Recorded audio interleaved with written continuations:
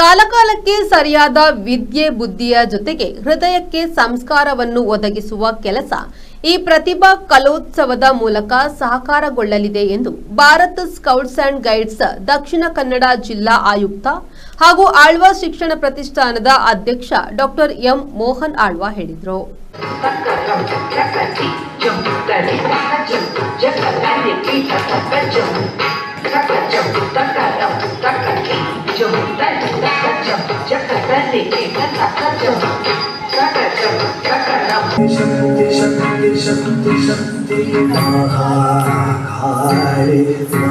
महाशक्ति महेश्वरी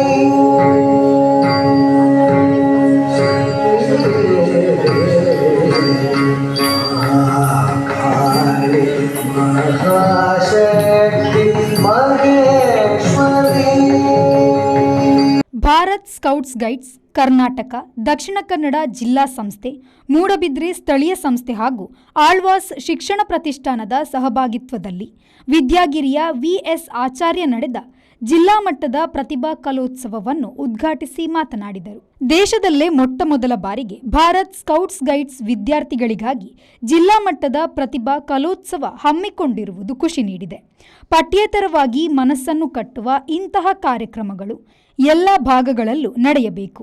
ಆ ಮೂಲಕ ವಿದ್ಯಾರ್ಥಿಗಳಲ್ಲಿ ಭಾರತ್ ಸ್ಕೌಟ್ಸ್ ಗೈಡ್ಸ್ ಕುರಿತು ಇನ್ನಷ್ಟು ಜಾಗೃತಿ ಮೂಡಿಸಿ ಸ್ಕೌಟ್ಸ್ ಗೈಡ್ಸ್ ಆಂದೋಲನ ದೇಶದಾದ್ಯಂತ ಮುಂಚೂಣಿಯಲ್ಲಿ ನಿಲ್ಲಬೇಕು.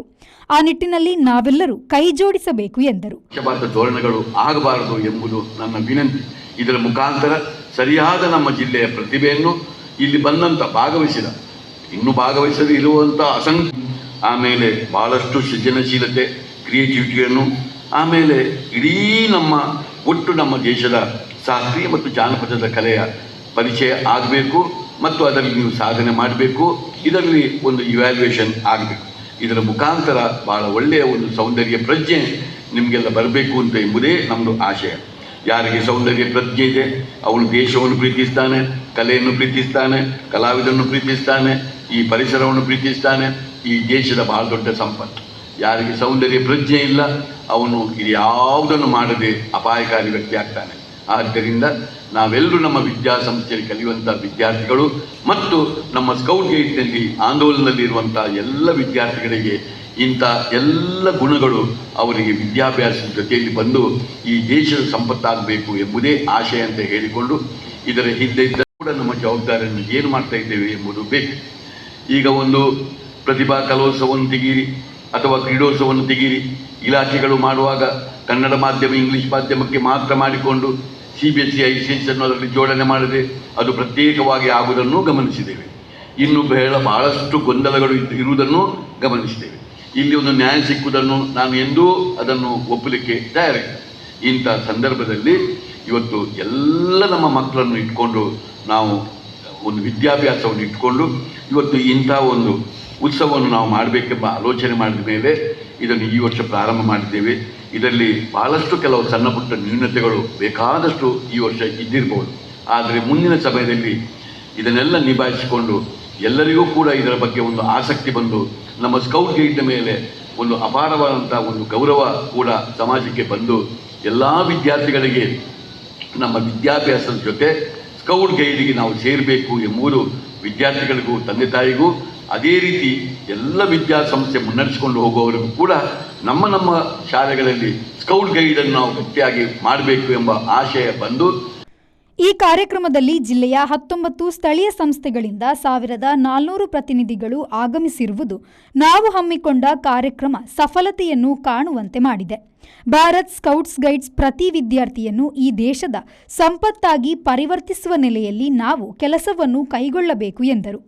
ಜಿಲ್ಲಾ ಗೈಡ್ಸ್ ಆಯುಕ್ತೆ ವಿಮಲಾ ರಂಗಯ್ಯ, ಕಾರ್ಯದರ್ಶಿ ಪ್ರತಿಮ್ ಕುಮಾರ್, ಜೊತೆ ಕಾರ್ಯದರ್ಶಿ ಜಯಂತಿ ಸೋನ್ಸ್, ಜಿಲ್ಲಾ ಕೋಶಾಧಿಕಾರಿ ನವೀನ್ ಚಂದ್ರ ಅಂಬೂರಿ, ರಾಜ್ಯ ಸಹಾಯಕ ಸಂಘಟನಾ ಆಯುಕ್ತ ಭರತ್ ರಾಜ್ ಕೆ ಮೂಡಬಿದ್ರೆ, ಸ್ಥಳೀಯ ಸಂಸ್ಥೆಯ ಕಾರ್ಯದರ್ಶಿ ಭಾರತಿ ನಾಯಕ್ ಉಪಸ್ಥಿತರಿದ್ದರು.